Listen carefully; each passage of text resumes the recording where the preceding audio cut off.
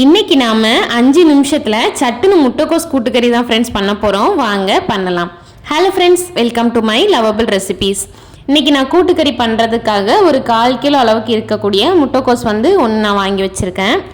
First நம்ம ஒரு கூட்டுக்கறி மசாலா அரைச்சிக்கிடலாம். அதுக்காக மிக்ஸி ஜாருக்குள்ள ஒரு 100 கிராம் தேங்காவை வெட்டி சேர்த்துக்கிடலாம். 8 பல் பூடை தொலியோடு சேர்த்துக்கிறேன். 1 ஸ்பூன் சீரகம் சேர்த்துக்கிறேன். காரத்துக்காக 2 மிளகாய் பழம் சேர்த்துக்கிறேன்.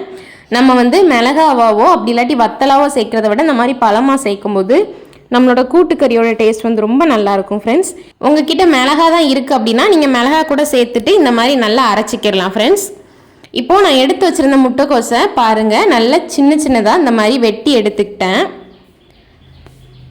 ஒரு 2 சின்ன தக்காளி பழம் எடுத்திருக்கேன். நல்லா பழுத்த தக்காளி, அதையும் கொஞ்சம் நல்லா ரஃப்பாக சாப் பண்ணியிருக்கேன்.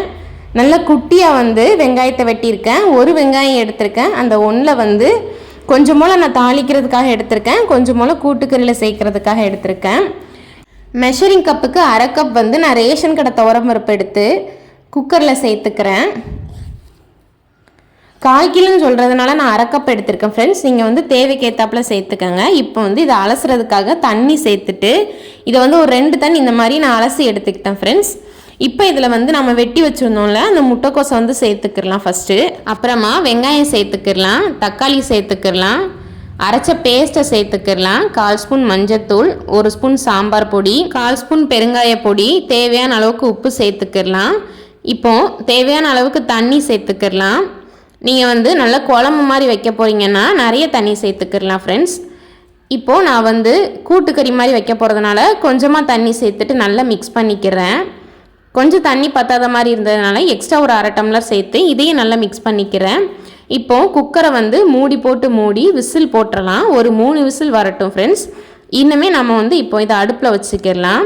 3 விசில் ப்ரெஷர் எல்லாமே போனதுக்கப்புறமா பாருங்கள் ஃப்ரெண்ட்ஸ், குக்கரோட மூடியை ஓப்பன் பண்ணியாச்சு. அவ்வளோதான், நம்மளோட காய் நல்லா வெந்துருச்சு. முட்டைக்கோஸ் பொரியல் வச்சு கொடுத்தாலோ அல்லது சாதமாக செஞ்சு கொடுத்தாலோ சாப்பிட மாட்டாங்க. ஆனால் இந்த மாதிரி பருப்பு போட்டு வச்சு கொடுக்கும்போது பருப்போடு இது நல்லா மேஷ் ஆகி இதோட டேஸ்ட் ரொம்ப சூப்பராக இருக்கும் ஃப்ரெண்ட்ஸ். இந்த மாதிரி செஞ்சு கொடுங்க. நல்லா இதை கலந்து விட்டதுக்கு அப்புறமா கடைசியாக நான் தாளிப்பை உள்ளே சேர்த்துக்கிறேன். கடுகு, உளுந்தம்பருப்பு, வெங்காயம், கருவேப்பிலை சேர்த்து நான் தாளித்து வச்சுருந்தேன். இந்த கூட்டுக்கறி மாதிரி வெரைட்டிஸ்லாம் பண்ணும்போது நம்ம தேங்காய் எண்ணெயில் தாளித்தோன்னா இதோட ருசியும் மனமும் ரொம்ப சூப்பராக இருக்கும் ஃப்ரெண்ட்ஸ். அவ்வளோதான், சேர்த்துட்டு நல்லா மிக்ஸ் பண்ணிக்கிடலாம். இது ரொம்ப சூப்பராக ரொம்ப ஈஸியாக வெறும் 5 நிமிஷத்துலேயே அடுப்பு பக்கத்துலேயே போகாமல் நம்ம அவ்வளோத்தையுமே ரெடி பண்ணிவிட்டு அதுக்கப்புறமா விசில் வைக்க மட்டும்தான் அடுப்பு பக்கத்தில் போகிறோம்.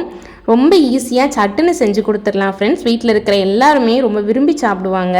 கட்டாயம் இந்த ரெசிபியை ட்ரை பண்ணிவிட்டு ஃபீட்பேக் ஷேர் பண்ணுங்கள். இந்த வீடியோ பிடிச்சிருந்தா லைக் பண்ணுங்கள், இந்த லிங்க்கை ஷேர் பண்ணுங்கள். அப்படியே மறக்காமல் உங்கள் பொண்ணான கையால் நம்மளோட சேனலையும் சப்ஸ்கிரைப் பண்ணிக்கோங்க ஃப்ரெண்ட்ஸ். தேங்க்யூ.